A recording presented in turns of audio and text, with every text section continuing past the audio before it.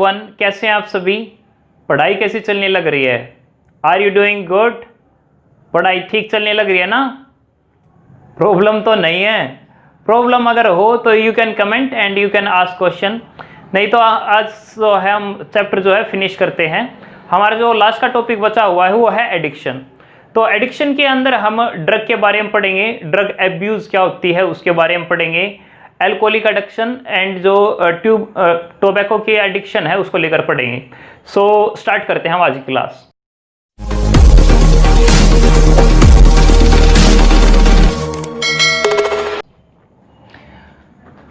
Addiction क्या है? Addiction होती है एक अटैचमेंट। क्या कोई फिजिकल अटैचमेंट है? नहीं, ये एक साइकोलॉजिकल अटैचमेंट है। यानी जो पर्सन जो है वो अपने दिमाग के अंदर कुछ ऐसी फीलिंग जनरेट होती है जिनको वो छोड़ नहीं सकता। किस टाइप की फीलिंग होती है? यूफोरिया टाइप की। यूफोरिया क्या होता है? यूफोरिया का मतलब होता है एक टाइप का एक्सट्रीम प्लेजर को महसूस करना। जैसे कि आपने देखे होंगे कई सारे बेवड़े होते हैं, बहुत सारी दारू पीने के बाद क्या कहते हैं, भाई आज तो मस्त हो गए, ठीक है। तो वो जो फीलिंग है वो एक एक्सट्रीम प्लेजर की है जिसको हम बोलते हैं यूफोरिया।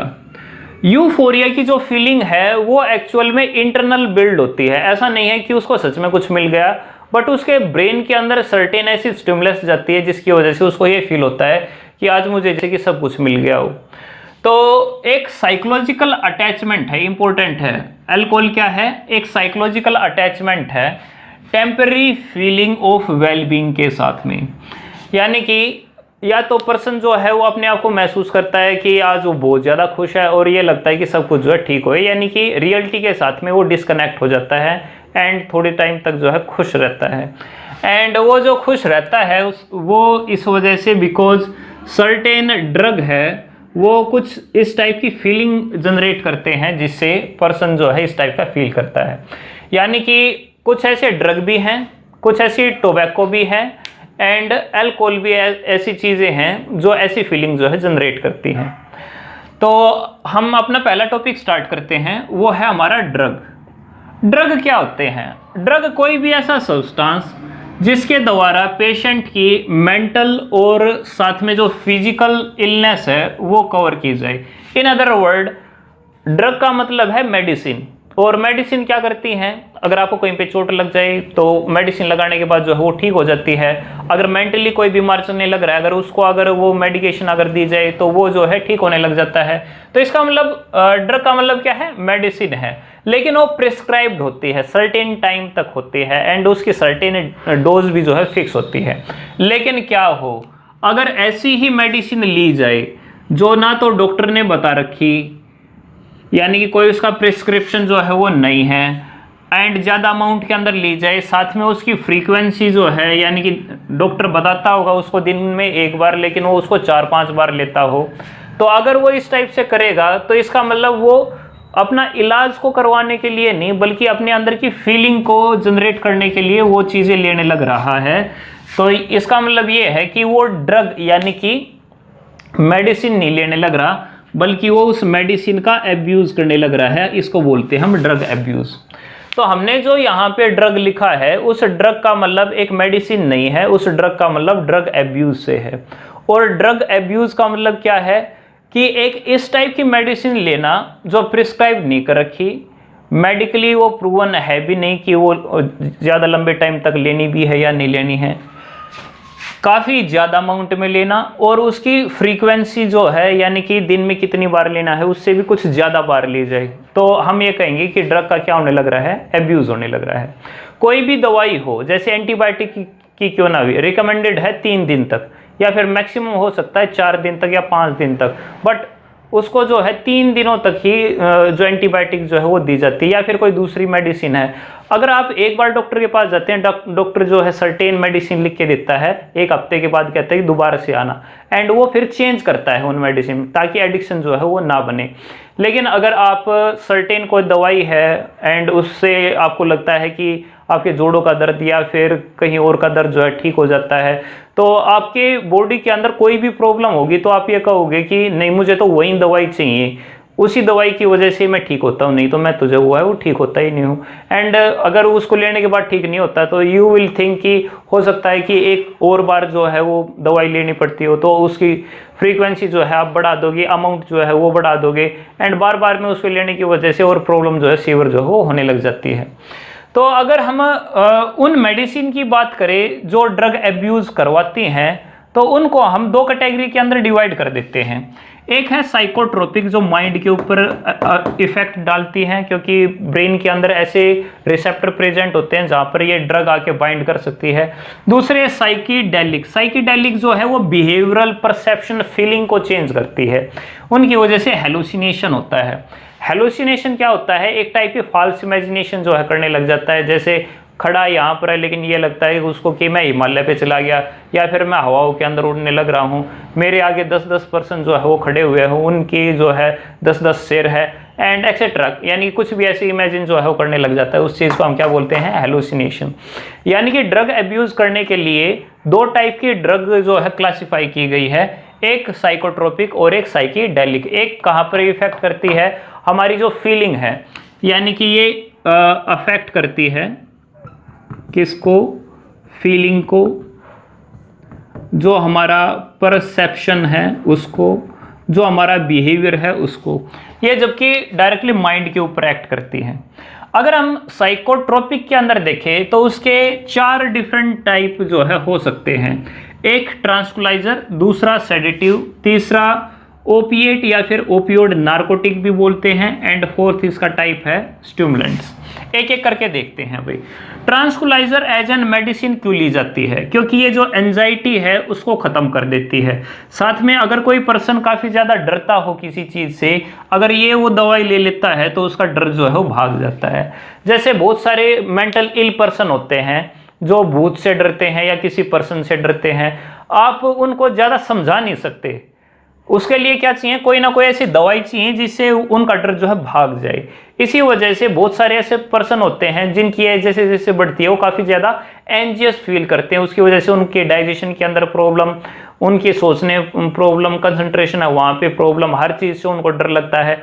तो ऐसे जो पर्सन है आप उनको ज़्यादा समझा नहीं सकते, आप उनको कुछ ना कुछ दवाई देके उनको ठीक ट्रीट जो है कर सकते हो। तो ट्रांसक्युलाइजर जो है इस वजह से दी जाती है। जैसे रेसरपाइन है, एक ऐसी ड्रग है जो वोल्फिया वोमिटोरिया प्लांट से जो है मिलता है, एंड वो एंटी एंजाइटी एंड एंटीफोबिक काम जो है करता है। सेडेटिव या फिर हिप्नोटिक को देखें, सेडेटिव नॉर्मली इस टाइप के ड्रग होते हैं जो एंजाइटी को तो कम करते हैं ही, साथ में वो स्लीप भी इंड्यूस कर देते हैं। इसी वजह से इनको अलग से हम स्लीपिंग पिल्स जो है वो भी कहते हैं। इनको लेने के बाद में सब कुछ बॉडी के अंदर स्लो डाउन होने लग जाता है और धीरे धीरे करके नींद जो है वो आने लग जाती है। तो इनको इन अदर वर्ड हम बार्बोरेट्स भी बोलते हैं, क्योंकि ये बार्बोरिक एसिड से जो है डिराइव होते हैं। तो अगर हम देखें तो ये अच्छी ड्रग है, ठीक है। अगर हम इससे और आगे चलें, ओपिएट या फिर ओपियोड नार्कोटिक, ये ड्राइव किससे कर रखे हैं, ओपियम प्लांट से। ओपियम प्लांट का साइंटिफिक नाम है पेपावर सोमिनिफेरम, इंपॉर्टेंट है, एग्जाम के अंदर कई बार आ चुका है। ये मिलता किससे है, जो पोपी प्लांट है उसका जो फ्रूट है जिसको कैप्सूल कहते हैं, उसके लेटेक्स से मिलता है हमें। अफेक्ट कहाँ करता है, सीएनएस के अंदर जो है इसके रिसेप्टर प्रेजेंट होते हैं ओपीएम के। तो इसको लेकर एक इंटरेस्टिंग डिस्कवरी जब हुई थी कि भाई हमारी बॉडी के अंदर तो ऐसे ऐसे ड्रग है, तो इसका मतलब क्या है कि पुराने जितने भी ह्यूमन थे वो सभी क्या ड्रग्स लेते थे। तो बाद में पता चलता है कि नहीं, वो सभी ड्रग्स नहीं लेते थे, बल्कि हमारे बॉडी के अंदर कुछ ऐसे हार्मोन डेवलप होते हैं जो इसी तरीके से एक्ट करते हैं। लेकिन जब कभी वो सीक्रेट नहीं होते तो उसकी वजह से प्रॉब्लम जनरेट होती है, then we require certain medicine. ये किस वजह से इनका इफेक्ट क्या है, वेल ये पेन जो है यानी एनाल्जेसिक जो है उसकी तरीके से एक्ट करते हैं, यानी पेन जो है वो ख़त्म कर देते हैं। साथ में जो जितनी भी फिजियोलॉजिकल एक्टिविटी होती है हमारी, जैसे कि ब्रीदिंग है, हार्ट बीट है, अगर वो काफ़ी ज़्यादा फास्ट होने लग रहे हैं तो उसको स्लो डाउन जो है कर देती है। इनमें से कुछ पॉपुलर है, जैसे मॉर्फिन है भाई।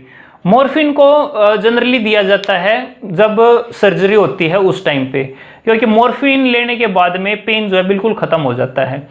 इनफैक्ट जब कभी भी बॉर्डर के अंदर झगड़ा होता है, फायरिंग चलती है, तो जो सोल्जर होते हैं उनको भी मॉर्फिन दी जाती है ताकि उनको अगर गोली लग भी जाए तो उनको दर्द बिल्कुल भी ना हो।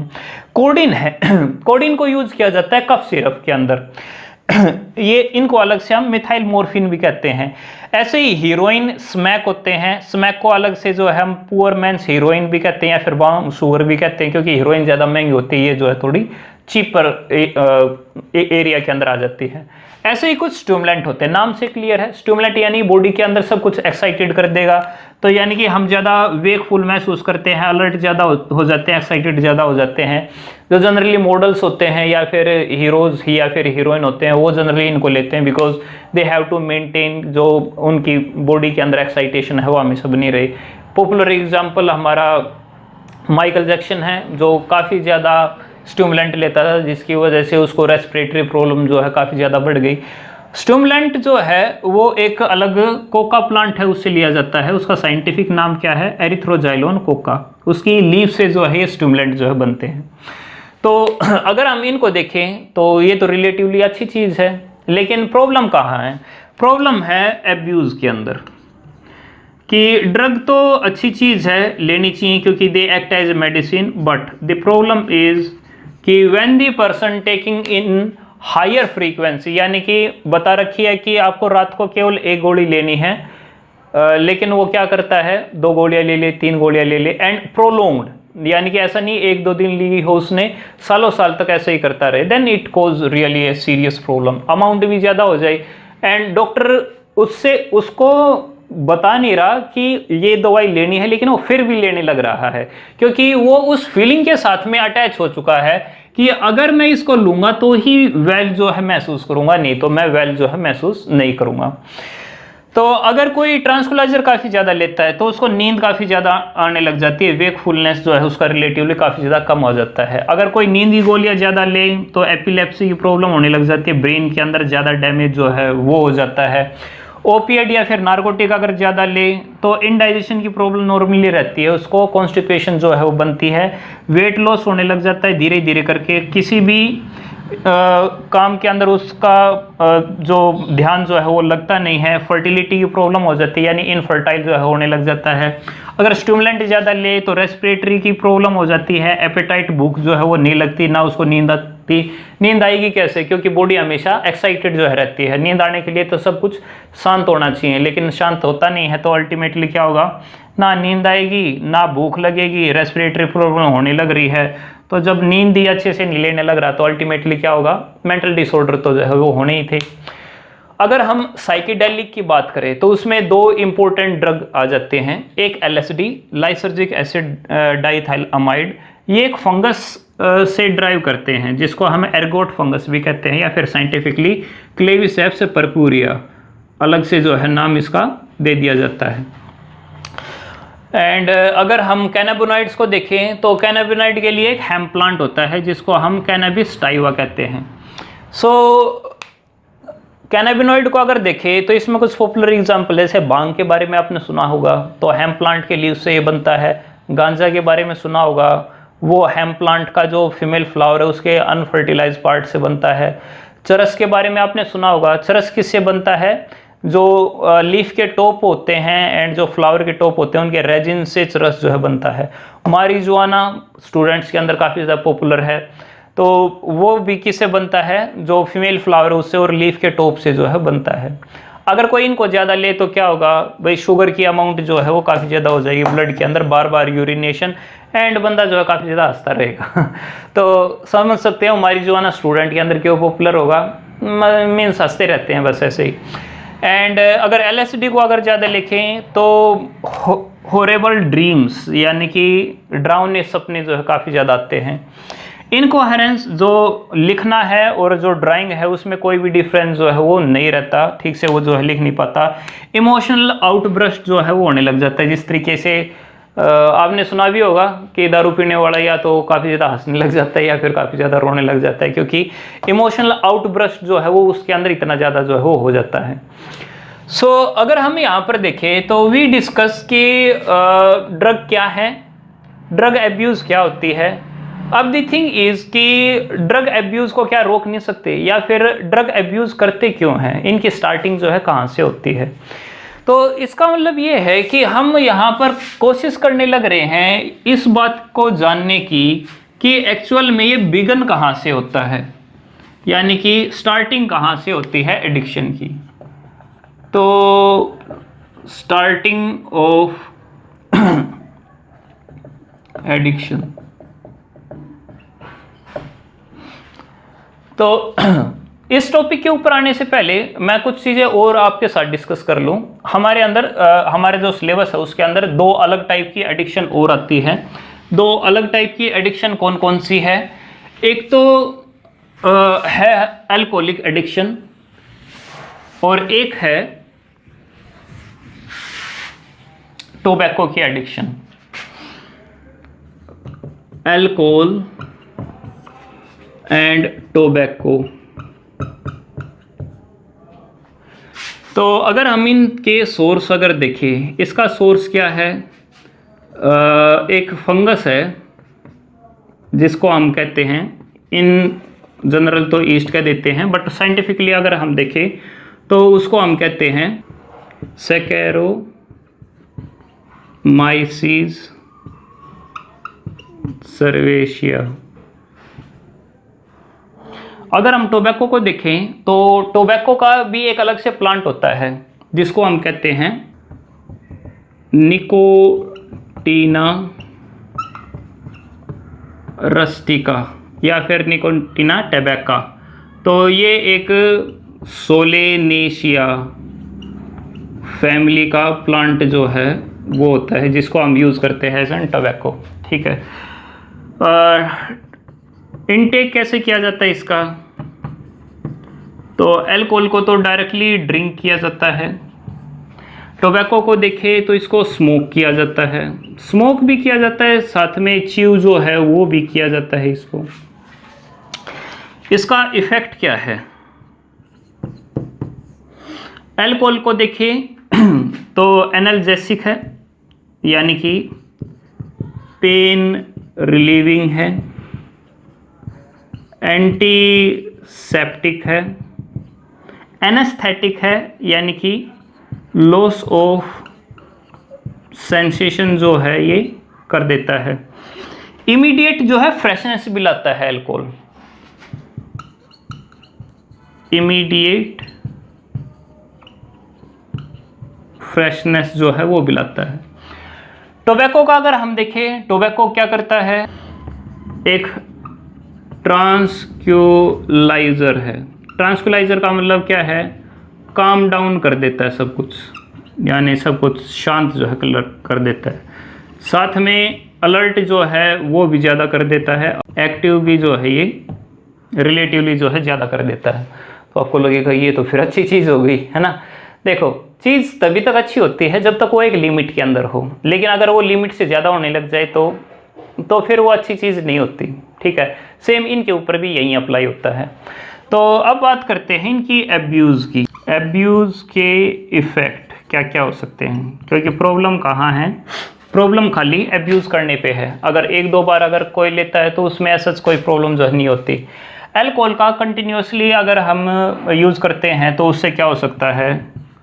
लीवर के अंदर सिरोसिस जो है वो हो जाता है। इसका मतलब क्या है? लीवर जो है वो डिग्रेड होने लगता है। नॉर्मली फिल्मों के अंदर भी यही दिखाया जाता है कि जो ज़्यादा अल्कोहल लेने लग रहा है उसका लीवर जो है ख़राब जो है वो होने लग जाता है। इसके अलावा बॉडी के अंदर डिहाइड्रेशन की प्रॉब्लम जो है वो काफ़ी ज़्यादा जो है बढ़ जाती है। इसके अलावा आई एंड हैंड कोऑर्डिनेशन जो है वो लॉस हो जाता है। तो नॉर्मली ये कहते हैं कि अल्कोहल पीने के बाद में कोई भी ड्राइविंग जो है वो नहीं करेगा। क्यों? अगर ड्राइविंग करेगा तो क्या होगा? हैंड आई कोऑर्डिनेशन उसका जो है बनता नहीं है, तो दिखेगा कुछ एंड उसके हाथ पैर जो है उस टाइप से रिस्पॉन्स नहीं दे पाएंगे। तो इसका मतलब जो है रिएक्शन जो है वो रिलेटिवली स्लो हो जाता है। तो अगर कोई मतलब गाड़ी चलाने लग रहा है और एकदम किसी आगे वाले ने अगर ब्रेक अगर लगा दिए तो उसके ब्रेक लगे, यानी कि जो अल्कोहल पिए हुए उसके ब्रेक लगे, इसके चांसेस रिलेटिवली कम हो जाते हैं। तो एक्सीडेंट जो है वो बिल्कुल कर सकता है। एंड लॉस ऑफ सेंसेशन तो उसके अंदर हो ही चुकी है, तो वो कुछ भी करे तो उसके ऊपर कोई असर भी नहीं पड़ेगा।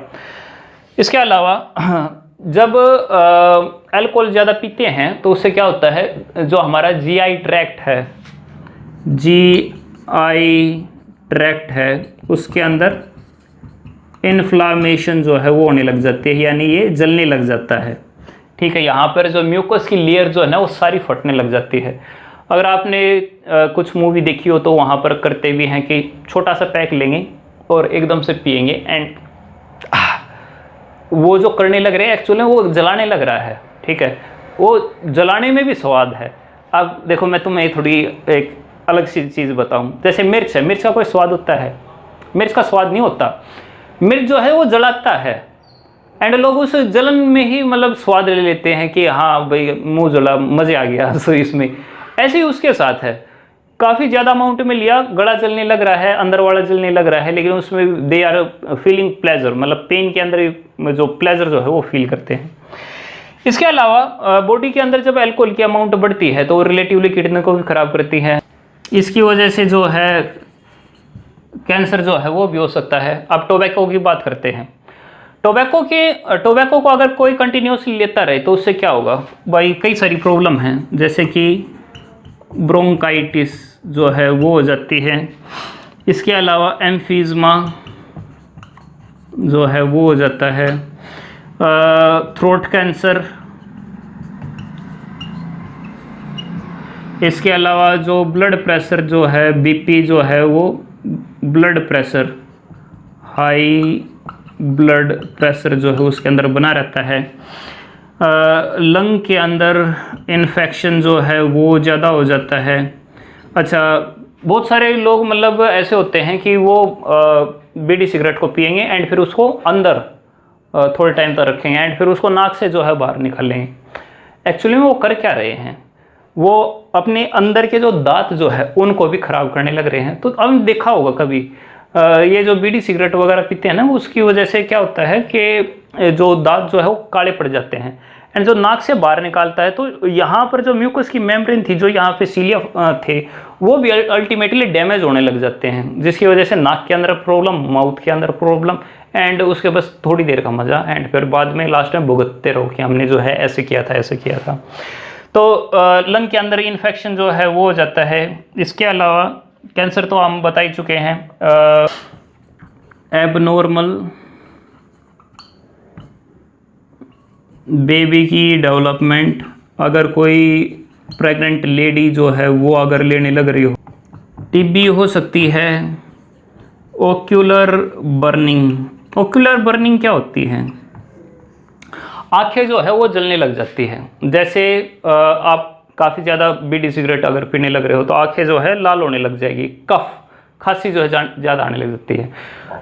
नॉर्मली हम आइडेंटिफाई कैसे करते हैं कि भाई जो यंग बच्चा है वो बीड़ी सिगरेट पीने लग रहा है, तो उसका कैसे पता करते हैं? होठ देखते हैं, होठ उसके काले हुए हैं या नहीं हुए। उंगलियों पे देखते हैं कोई निशान जो है पड़ा है या नहीं पड़ा। दांत देखते हैं उसके कि दांत कैसे हैं उसके। इसके अलावा अगर उसकी आंखें हमेशा लाल रहती है तो इट इज़ श्योर साइन कि शायद वो कुछ ठीक जो है वो नहीं करने लग रहा। तो काफ़ी सारी अगर नुकसान है तो एडिक्शन करते क्यों हैं?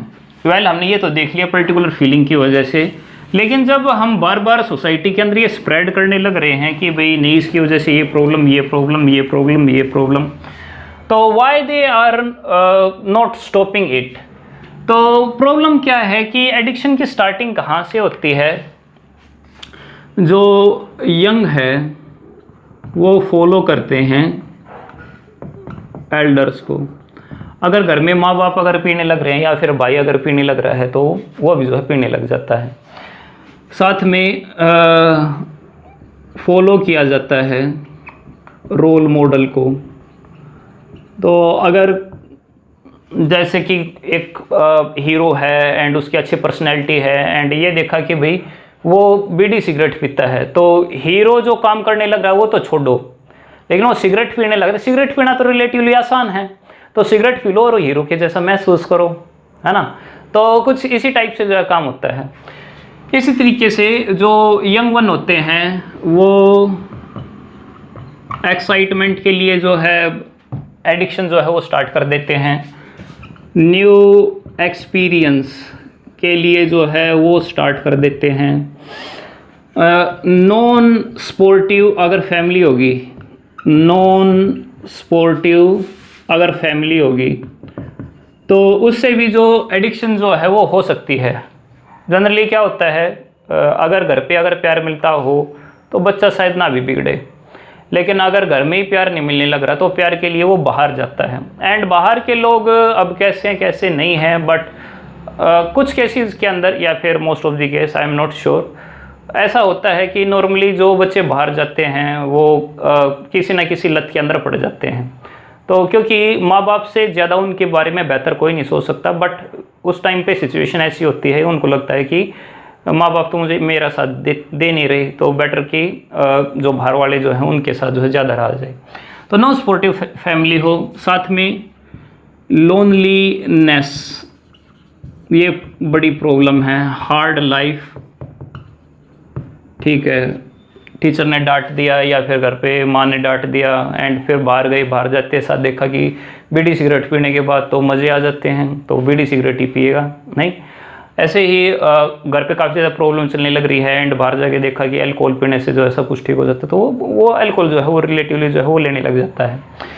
सो अगर उसने ये सब कुछ स्टार्ट कर दिया एंड थोड़े टाइम के बाद उसको पता लगता है कि नहीं ये चीज़ बुरी है, ये चीज़ जो है नहीं लेनी चाहिए, तो क्या वो छोड़ पाता है? ऐसा नहीं। क्यों? क्योंकि एडिक्शन की जब स्टार्ट होती है तो उसके बाद में डिपेंडेंस जो है उसके ऊपर होने लग जाती है। What is dependence? डिपेंडेंस होती है, it is the tendency of the body to show unpleasant withdrawal symptoms on abrupt dose of alcohol या ड्रग या फिर टोबैको। तो जो बॉडी है उसके अंदर एक टेंडेंसी डेवलप हो जाती है कि वो ऐसे अनप्लेजेंट विड्रॉल सिम्टम्स जो है वो दिखाने लग जाए जिससे कि वो उसको छोड़ ही ना पाए। अब विड्रॉल सिम्टम्स क्या होते हैं? विड्रॉल सिम्टम्स, अगर किसी को लत पड़ी हुई है किसकी, ड्रग लेने की या फिर हो सकता है अल्कोहल की या फिर किसी और चीज़ की, तो क्या होता है कि उसके अंदर एंजाइटी जो है वो काफ़ी ज़्यादा बढ़ जाएगी जैसे ही वो छोड़ेगा। इसके अलावा लैक ऑफ कंसंट्रेशन जो है उसके अंदर हो जाएगा। इसके अलावा इनडाइजेशन की प्रॉब्लम जो है उसके अंदर जो हो जाती है। आपने देखा भी होगा घर पे माँ बाप अगर फादर जो है वो अगर बीड़ी सिगरेट अगर पीते हैं एंड वो अगर छोड़ना चाहे तो सबसे बड़ी प्रॉब्लम क्या आती है? डाइजेशन जो है वो ठीक नहीं हो पाता, सुबह के टाइम पे फ्रेश जो है वो ठीक से नहीं हो पाते। इसके अलावा काफ़ी ज़्यादा स्वेटिंग जो है वो होने लग जाती है बॉडी के अंदर, पसीने जो है काफ़ी ज़्यादा आने लग जाते हैं जस्ट बिकॉज बीड़ी सिगरेट जो है वो छोड़ने लग रहे हैं। इसके अलावा नर्वसनेस, लैक ऑफ स्लीप, तो इरिटेशन, ऐसे बहुत सारे साइन सिम्टम आने लग जाते हैं जिसकी वजह से जो पर्सन जो है वो छोड़ना भी चाहिए जो है वो नहीं छोड़ पाता। एंड कारण बड़ा सिंपल सा है, एक छोटी सी सिगरेट पीने की वजह से अगर इतनी सारी चीज़ होती है तो वो तो सिगरेट ही पी लेगा, है ना। तो ऐसी प्रॉब्लम से बचने के लिए इसको हम कहते हैं कि बॉडी जो है फिजिकली डिपेंड हो गई है, तो यानी कि कौन सी स्टेज आ गई? एक टाइप की डिपेंडेंस आ गई। उसके बाद एक अगली स्टेज भी आती है जिसके अंदर पर्सन जो है वो कम्प्लीटली उस चीज़ के ऊपर इंटॉलरेंट हो जाता है। यानी कि जैसे एडिक्शन स्टार्ट कैसे होती है? स्टार्टिंग में आपने 2-3 पैक लगाया एंड उसके बाद नशा हो गया एंड वो फिर यूफोरिया वाली कंडीशन जो है आ गई, यानी कि एक वेलबींग और मज़े से आने वाली फीलिंग जो है वो आ गई। लेकिन जैसे हफ्ता 10 दिन 2 महीने बीते तो जो फीलिंग 5-7-10 पैक में आ जाती थी, अब वो फीलिंग जो है 5-10 पैक के अंदर नहीं आती। तो उसके लिए वो क्या करता है, वो पैक 20 करने लग जाता है, 30 करने लग जाता है। उसको 30 पैक के बाद जो है फीलिंग आती है। आपने बीड़ी सिगरेट वालों को भी देखा होगा, स्टार्टिंग में 1-2 सिगरेट पीने के बाद उनको मज़ा ज़्यादा जो आने लग जाता था, लेकिन फिर जैसे जैसे टाइम बीतता है तो एक सिगरेट में कुछ नहीं होता, फिर 2, 3, 4, 5, 6, 7। और आपने देखा होगा कुछ तो ऐसे पर्सन होते हैं कि वो बैठे बैठे जो है पूरा का पूरा बिंडल जो है ख़त्म कर देते हैं एंड उनसे पूछे कि कुछ मज़ा मिला, बोलते हैं नहीं, पीने का कोई फ़ायदा नहीं। फायदा आएगा कैसे? टॉलरेंट हो चुकी है बॉडी, वो फीलिंग अब जनरेट नहीं होती जो फीलिंग जो है पहले जनरेट होती थी। एंड दैट्स वाई जो एडिक्शन जो है वो ख़राब है, क्योंकि अगर वो 1-2 अगर लेता रहता है तो शायद कोई प्रॉब्लम ना भी होती। लेकिन प्रॉब्लम कब है कि वो कंटिन्यूसली लेता ही जाने लग रहा है, लेते ही जाने लग रहा है, लेते ही जाने लग रहा है एंड जो बॉडी को सर्वाइवल के लिए जो चीज़ होती थी वो उसको जो है नहीं लेने लग रहा। तो ड्रग की अगर लत पड़ चुकी है तो उसको प्रिवेंट किस तरीके से किया जाए? तो सबसे पहली चीज़ है कि बच्चा जब यंग होता है तब वो इस टाइप की चीज़ों के अंदर पड़ता है एंड उसका एक बड़ा कारण क्या है? उसके दोस्त। तो यानी कि अपने बच्चों को प्रिपेयर करना चाहिए, वो कभी भी पीर प्रेशर के ऊपर ना पड़े, चाहे दोस्त कुछ भी कहते हो, बट उसके खुद के जो है कुछ आइडियल्स होने चाहिए एंड वो उसी को जो है फॉलो करता होना चाहिए। Look for the danger sign. Danger sign क्या हो सकते हैं? जैसे कि उसकी पढ़ाई के अंदर जो है कंटिन्यूसली ड्रॉप अगर होने लग रहा हो या फिर उसका कंसंट्रेशन कहीं पे ना बन रहा हो। आपको जो है ये देखना चाहिए कि एजुकेशन के साथ में उसकी बार बार में काउंसलिंग जो है होने लग रही है या नहीं। उसकी लाइफ के अंदर ज़्यादा इंटरेस्ट लेना चाहिए कि वो लाइफ में क्या करना चाहता है। अगर उसका ध्यान उस साइड ज़्यादा रहेगा कि मुझे लाइफ में ये करना है, तो ये ड्रग वगैरह के ऊपर जो है उसका जो ध्यान जो है वो नहीं रहेगा। इसके अलावा अगर कोई एडिक्ट अगर हो चुका है तो उसके ऊपर जो है डायरेक्टली डॉक्टर के पास जाना चाहिए ताकि उसका जो है इलाज जो है उसके। So this is the end of the chapter. I think आपको काफ़ी कुछ जो है नया सीखने को मिला होगा। अगर आपके कोई डाउट है तो आप उनको कमेंट कर सकते हो या फिर डायरेक्टली मुझे जो है कॉन्टैक्ट कर सकते हो। अगर आपने सब्सक्राइब नहीं किया है तो सब्सक्राइब कीजिए and thanks for the watch.